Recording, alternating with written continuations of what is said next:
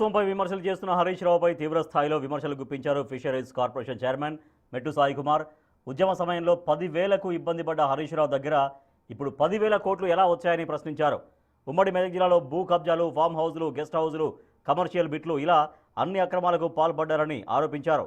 కేసీఆర్ తర్వాత అంతటి అవినీతిపరుడు హరీష్ రావేనని ఆస్తుల లెక్క చెప్పాలని డిమాండ్ చేశారు.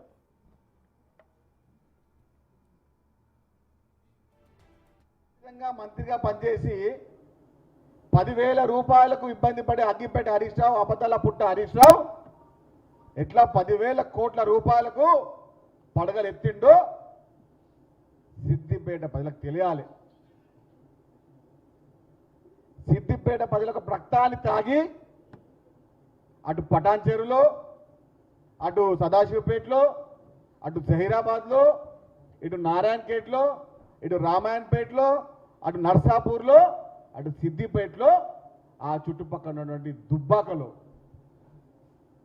ఉమ్మడి మెదక్ జిల్లాలో హరీష్ రావు అరాచకాలు అన్ని కావు. 10 సంవత్సరాలు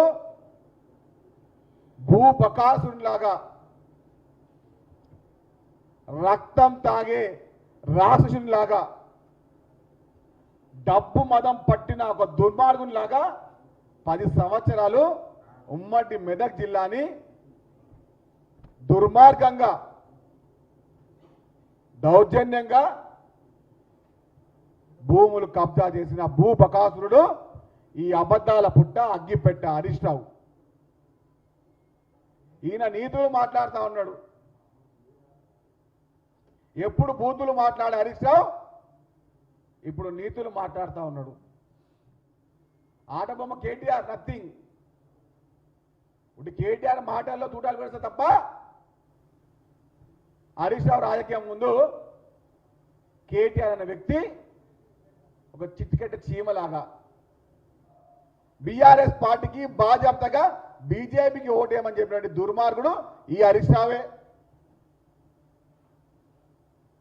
రాష్ట్రంలో రాజకీయ విచారానికి కర్త కర్మ ఆధార్ కార్డు ఉంటే అది హరీష్ రావే. ఒక శాసనసభ్యునిగా, ఒక మాజీ మంత్రిగా, ఒక సీనియర్ శాసనసభ్యునిగా తెలంగాణ ప్రజానికానికి, తెలంగాణ ప్రభుత్వానికి సూచనలు ఇవ్వండి. కానీ బట్ట కాల్చి మీదేస్తాం, అబద్ధాల ప్రచారం చేస్తాం, నిజాలని చెప్తా ఉంటామంటే కర్రు కాల్చి వాదపడనికే తెలంగాణ ప్రజలు సిద్ధంగా ఉన్నారు. అది మర్చిపోకు.